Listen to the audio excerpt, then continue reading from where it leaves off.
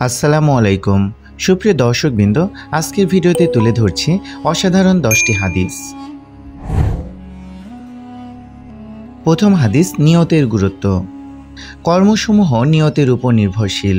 হাদিসটি সহিহ বুখারী ও মুসলিমে বলা হয়েছে। 2. ভালো ব্যবহার।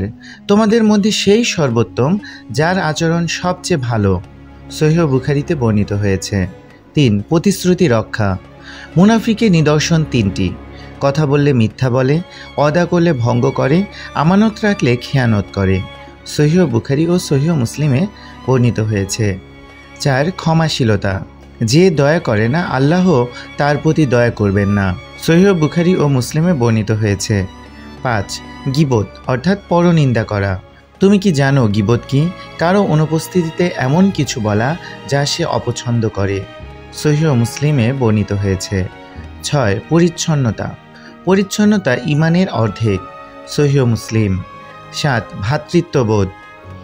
তোমরা পরস্পরের প্রতি হিংসা করো না, শত্রুতা করো না, বরং আল্লাহর বান্দা হিসেবে ভাই ভাই হয়ে চলো।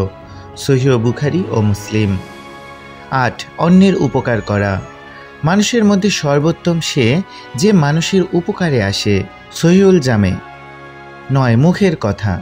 যে ব্যক্তি আল্লাহ ও পরকাল দিবসে বিশ্বাস রাখে সে যেন ভালো কথা বলে অথবা চুপ থাকে। সহিহ বুখারী ও মুসলিমে বর্ণিত হয়েছে। 10. হাসি। তোমার ভাইয়ের প্রতি তোমার একটুখানি হাসিও সদকা। এই ছিল অসাধারণ 10টি হাদিস। আশা করি আপনাদের ভালো লেগেছে। ভালো লাগলে আমাদের চ্যানেলটিকে অবশ্যই সাবস্ক্রাইব করবেন এবং সাথেই থাকবেন। ধন্যবাদ সবাইকে। আসসালামু আলাইকুম।